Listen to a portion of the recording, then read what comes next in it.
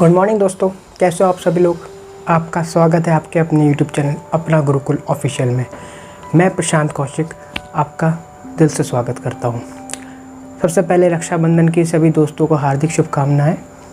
आप सभी लोग प्यार मोहब्बत के साथ ये त्यौहार मनाइए। और ये त्यौहार हम लोग पतंगबाजी के लिए ज़्यादा फेमस है, तो छत पे रह के घर पे रह के पतंग उड़ाइए और इस त्यौहार का मज़ा लीजिए।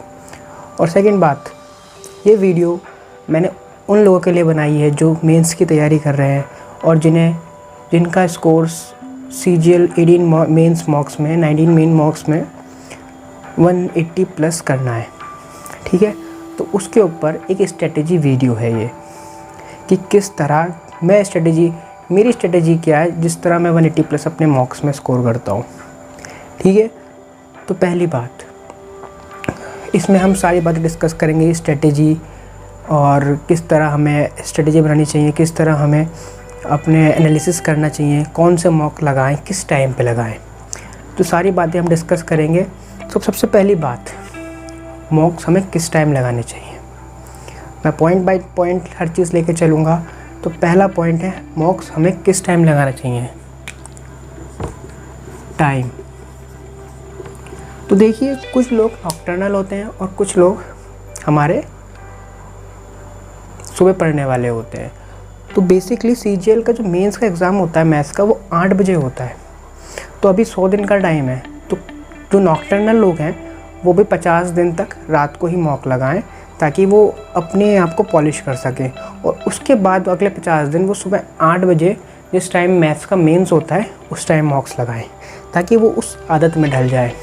ठीक है, और जो लोग सुबह लगाते हैं वो तो अपने टाइम पे 9 बजे लगाएं और एक रूम में एकांत में बैठ के मॉक लगाएं। और देखिए, मैं तो ये कहूँगा कि आप टफ़ से टफ़ सिचुएशन के लिए तैयार रहें। टाइम आप रखें 1 घंटा 50 मिनट। 1 घंटा 50 मिनट आप लेके चलिए क्योंकि वहाँ पर टाइम वेस्ट होता है।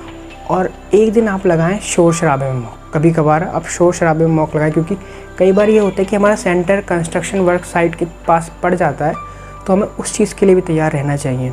ठीक है, तो 1 घंटा 50 मिनट। और दूसरी बात, कभी कभार शोर शराबे में भी हमें मॉक लगाने चाहिए। एक दिन हम लगाएंगे शांति में और एक दिन लगाएंगे हम शोर शराबे में ताकि हम उस चीज़ के लिए भी अडेप्ट हो जाएं। फर्स्ट पॉइंट हमारा ये रहा। सेकंड पॉइंट, हमारी स्ट्रेटजी क्या होनी चाहिए, प्रिपरेशन। तो सेकंड चीज़ है प्रिपरेशन, मतलब मॉक्स हम कब लगाएं। एक बार हम सारा कोर्स अपना एनालिसिस पढ़ ले, रिवाइज कर ले, मतलब बुक लगा ले और पढ़ ले। उसके बाद हम मेंस का मॉक स्टार्ट कर सकते हैं। मतलब आज एग्ज़ाम से 100 दिन हैं, मान लीजिए 100 दिन बचे हैं मेंस में, तो हम आज से अपने मॉक्स लगा सकते हैं। अगर आप 50 मॉक्स भी लगाएंगे तो इनफ है। ठीक है, तो 100 दिन पहले से आप मॉक लगा सकते हैं। और मैथ्स के मॉक्स आप ज़्यादा लगाइए जितना हो सके। पेपर से 1-1.5 महीने पहले आप दिन के 2-2 मॉक्स भी लगा सकते हैं। ठीक है, क्वांटिटी मैटर नहीं करती है कि आप 50 मॉक्स लगा रहे हैं, आपकी स्ट्रेटजी मैटर करती है। तो मेन चीज़ है स्ट्रेटजी, उस पर फोकस ज़रूर रखना। ठीक है, सेकंड चीज़ और मेन चीज़ स्ट्रेटजी, कि किस तरह हम, ऐसा नहीं कि एकदम से मॉक स्टार्ट हो और आप टूट पड़ो मॉक पे, नहीं। पहले एक स्ट्रेटजी तैयार करो माइंड में, उस स्ट्रेटजी को एक कॉपी में लिखो पॉइंट बाय पॉइंट, फिर उस स्ट्रेटजी को फॉलो करो जब आप मॉक्स दो। जैसे कि मैं आपको एग्जांपल देता हूँ, मेरी स्ट्रेटजी क्या है। मैंने अपना मैथ्स का मॉक 3 सीरीज़ में डिवाइड कर रखा है, पहला 3 अटैम्प्ट्स में।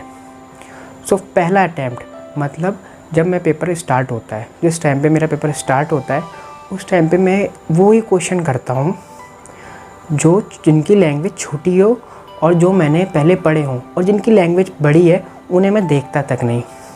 तो ये मुझे मोस्टली 40 मिनट लेता है और ऑलमोस्ट मेरे 50 क्वेश्चन इसमें कवर हो जाते हैं। तो पहला अटैम्प्ट ये रहा। सेकेंड अटैम्प्ट क्या होता है, जब मैंने पहला अटैम्प्ट कर लिया तो थोड़ा प्रेशर हल्का होता है। वहाँ पे मैं क्या करूँगा, दूसरे अटैम्प्ट में जब हमारा दूसरा अटैम्प्ट स्टार्ट होगा 40 मिनट बाद, तो उसमें मैं बाय वन एक एक करके सारे क्वेश्चन पढ़ता हूँ। तो जो सवाल मैंने कर रखा होता है उसे मैं करता हूँ और जो सवाल मैंने नहीं करा होता उसे मैं स्किप कर देता हूँ। सोचना नहीं है, स्किप कर देना है। अगर तुम्हें वो सवाल आता है तो ठीक है, और नहीं आता तो छोड़ दो। इस करते करते यहाँ से आपको 1 घंटा 20-30 मिनट के आसपास आपका दूसरा अटैम्प्ट हो जाता है और आपके लगभग 80 सवाल बन जाते हैं। अब लास्ट 20 सवाल जो डिफ़िकल्ट सवाल होते हैं और जो हमने कभी किए नहीं होते, उन सवालों में आपको सोचना पड़ता है। उन सवालों के लिए अगर आपके 40 मिनट बच रहे हैं, मोस्टली 40 मिनट बच जाते हैं आपके, तो उन सवालों को आप 40 मिनट दीजिए। और थर्ड अटैम्प्ट में मैं क्या करता हूँ, मैं एक सवाल को 1 मिनट देता हूँ, मैं पढ़ता हूँ उस सवाल को। अगर हो रहा होता है तो ठीक है, नहीं हो रहा होता है तो छोड़ देता हूँ, नेक्स्ट सवाल पे जाता हूँ। इस तरह कर करके मेरे जो आखिरी में 10 सवाल हो जाते हैं, 10-12 सवाल हो जाते हैं, और आखिरी के 7-8 सवाल जो बचते हैं ना, तो अगर हम पे 10 मिनट भी बचते हैं तो हम उसमें 3 से 4 अटैम्प्ट कर लेते हैं। तो अपनी एक खुद की, ये थी मेरी स्ट्रेटजी। तो अपनी एक खुद की स्ट्रेटजी तैयार कीजिए, फिर उस चीज़ को फॉलो कीजिए, ठीक है। उस जैसे कि किसी का चैप्टर स्ट्रॉन्ग होते हैं, किसी का कोई चैप्टर वीक होते हैं, तो उस चैप्टर को सवाल छोड़ सकता है, ठीक है। सबकी अपनी स्ट्रेटजी होती है। अगर आपको मेरी स्ट्रेटजी पसंद आ रही है तो आप इसे भी फॉलो कीजिए, लेकिन एक बार कॉपी में सारे जिस स्टेप बाय स्टेप वो स्ट्रेटजी लिखिए और डेली मॉक से पहले उस स्ट्रेटजी को पढ़िए। पढ़ना ज़रूरी, ताकि आपका सबकॉन्शियस माइंड में वो चीज़ आ जाएगी। जब वो आएगी, और एग्ज़ाम से पहले अपनी स्ट्रेटजी पे फोकस करिए। सबसे बड़ी चीज़ फोकस। मॉक में अगर आप फोकस करके देंगे ना, इसी स्ट्रेटजी को फॉलो करेंगे, तो आपको आदत पड़ जाएगी। जब आपको आदत पड़ेगी ना, तो आपको एग्ज़ाम में वो चीज़ नहीं लगेगी, ठीक है। तो डेली इस तरह से एक प्लानिंग के साथ मॉक दीजिए। एक बार मॉक हो गए, सेकंड थर्ड चीज़, मॉक हमने दे दिए, ठीक है। स्ट्रेटजी हमारी तैयार हो गई, हमारा रिज़ल्ट भी, अब नेक्स्ट डे हमारा रिज़ल्ट आ गया। देखिए, एक दिन आपका मॉक टेस्ट और अगले दिन आपका अच्छा एनालिसिस, कि एनालिसिस कैसे करते हैं। एनालिसिस कैसे करते हैं, मैं एक एनालिसिस कैसे करता हूँ। पहली बात, जो सवाल मेरे फर्स्ट गो में हो गए उन्हें मैं देखता भी नहीं हूँ, और इसमें ठीक है, और मैं सिर्फ वही सवाल देखता हूँ जो मैंने सेकंड गो में किए हैं, या फिर जो मैंने गलत किए हैं, या फिर जिसमें मैंने टाइम ज़्यादा ले लिया। तो जिनमें मैंने टाइम ज़्यादा ले लिया उन्हें मैं दोबारा प्रैक्टिस करता हूँ, और जो मैंने गलत किया उन्हें प्रैक्टिस करता हूँ। फिर मैं उन सवालों के स्क्रीनशॉट लेता हूँ, ठीक है। स्क्रीनशॉट लेने के बाद उन्हें मैं अपने फ़ोन की एक गैलरी बना रखी है मॉक टेस्ट की, उसमें सेव कर लेता हूँ, ठीक है। तो जब एग्ज़ाम होगा तो एग्ज़ाम से पहले मैं वही सवाल प्रैक्टिस करूँगा रिवीजन के तौर पे। प्लस जो सिली मिस्टेक मैंने की हैं उन्हें एक कॉपी में लिखता हूँ, मेरी एक रिवीजन कॉपी है, उन्हें उस कॉपी में लिखिए, ताकि और हर एक मॉक टेस्ट से पहले उस कॉपी को उठा के पढ़िए, ताकि आपकी जो मिस्टेक है वो आपके माइंड में बस जाए। तो ताकि जब आप वैसा सवाल दोबारा करें तो आपको पता हो कि मैंने ये मिस्टेक पहले की है, अब मैं ये मिस्टेक दोबारा नहीं करूँगा। तो मेन पॉइंट और सिली मिस्टेक उस रिवीजन कॉपी में ज़रूर लिखिए। अगर आपने ये काम कर रहे हैं तो मैं आपको बता रहा हूँ आपकी इम्प्रूवमेंट ज़रूर होगी, क्योंकि काफ़ी लोगों के पोटेंशियल होती है कि वो 180 प्लस स्कोर कर रहे हैं, लेकिन उनका स्कोर 160 प्लस हो जाता है, क्योंकि सिली मिस्टेक। डिफरेंस यही होता है, मेन डिफरेंस यही होता है 160 प्लस वाले और एक 180 प्लस वाले स्टूडेंट में। सो आई होप आप ये बात समझ गए होंगे। एनालिसिस की हमने बात की।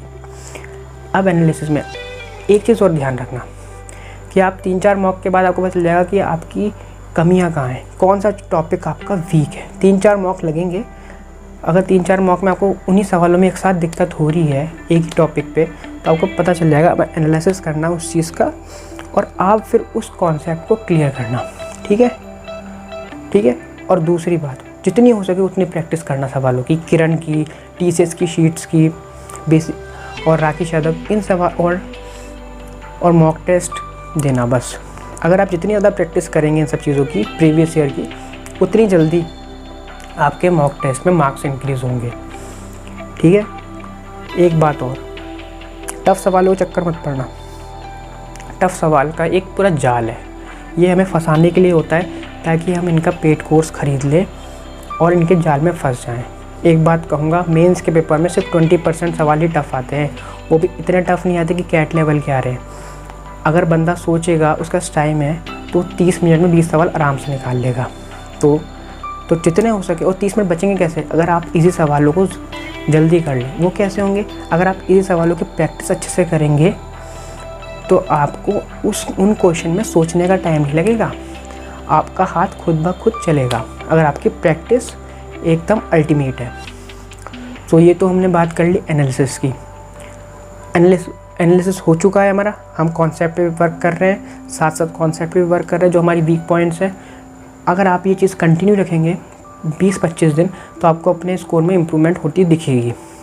कोई रातों रात आपका इम्प्रूवमेंट नहीं होगा, लेकिन आप जैसा जैसा मैं कह रहा हूँ इन सारे पॉइंट्स को कॉपी में नोट करिए और ये चीज़ें आप डेली कर रहे हैं तो आपको इम्प्रूवमेंट पक्का दिखेगी। ठीक है, अगर ये तो मेरी स्ट्रेटजी एनालिसिस। ठीक है, आपने एनालिसिस कर लिया, मॉक्स लगा रहे हो आप, कितने मॉक्स लगाए अब बात करें। आप मेन से पहले 40 से 50 मॉक्स लगा लें, बहुत है। और जिस तरह से मैंने बताया है इन स्ट्रेटजी को आपने फॉलो किया, अपनी कमज़ोरी पे वर्क किया और प्रैक्टिस अल्टीमेट की, तो आपके 180 प्लस स्कोर आएंगे। ठीक है, और चौथी चीज़ कैलकुलेशन पे वर्क करना है, हमें कैलकुलेशन पे बहुत वर्क करना है। कैलकुलेशन वर्क कैसे होगा, सवालों को नए नए तरीके से करने के लिए सोचना होगा। आपने मॉक ख़त्म किया, मॉक के बाद आप ये देखना कि आपने किन क्वेश्चन में टाइम लिया और उन क्वेश्चन को आप किस तरीके से जल्दी कर सकते थे। जैसे कि unit digit concept, digital sum concept और मल्टीप्लिकेशन, मल्टीपल ढूंढना, आपको सब चीज़ें आनी चाहिए। कि क्वेश्चन में अगर आपको दिख रहा है कि 11 का मल्टीपल आंसर है तो आप ऑप्शन से चेक कर सकते हैं कि 11 का मल्टीपल ही होगा आंसर। ठीक है, तो आपको इन सब तरीके आने चाहिए। ये नहीं कि आप बेसिक सवाल बना रहे हैं, तो अगर आप बेसिक सवाल बनाएंगे तो आपके कभी 180 प्लस नहीं आएंगे। सो आपको नए नए तरीके आने चाहिए। और ये कैसे आएंगे, आप खुद बैठेंगे लेके सवाल, खुद बैठें और खुद सोचें कि क्या कर सकता हूँ इसमें, ना कि इसका टाइम कम हो। ठीक है, अगर हम खुद से कुछ चीज़ सीखते हैं ना तो हम उसे लॉन्ग टर्म के लिए हमेशा याद रखते हैं। ये चीज़ मैंने देखी है। ठीक है, आपने ये चीज़ समझ ली, ये तो हमारा होगी स्ट्रेटजी।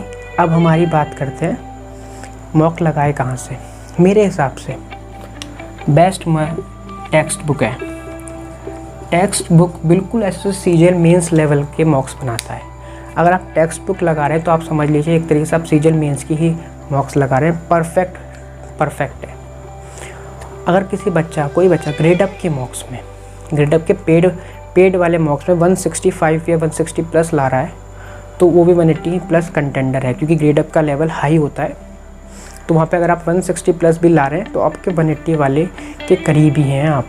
तो ठीक है, और डेली आप, और अगर आप चाहें तो ऐसे ट्यूब के भी मॉक्स लगा सकते हैं, लेकिन मेरी नज़र में जो बेस्ट है वो टेक्स्ट बुक है। रिलेवेंट सबसे ज़्यादा टेक्स्ट बुक देता है।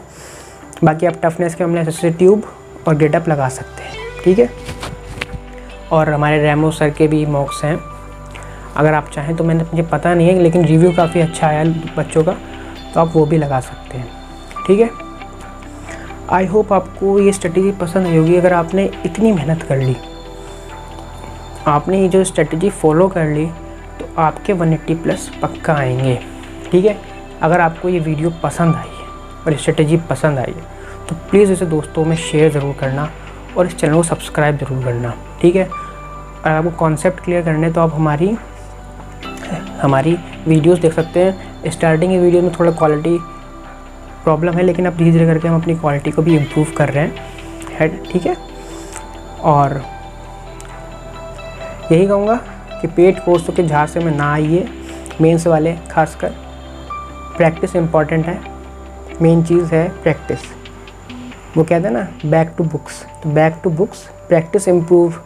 जितनी ज़्यादा प्रैक्टिस करोगे उतने ज़्यादा चांसेस होंगे कि आप 180 प्लस स्कोर करो। वीडियो देख के कुछ नहीं होना, मेरी वीडियो देखोगे कुछ नहीं होगा, खुद प्रैक्टिस करोगे तो ही कुछ होगा। सिंपल, प्रैक्टिस जितनी हो सके उतनी करो। चलो ठीक है, आई होप आपको आज की वीडियो पसंद आई होगी, तो प्लीज़ शेयर करना। नमस्ते, शब्बा खैर, good night, sorry good morning. चलो ठीक है, बाय। पढ़ाई करो।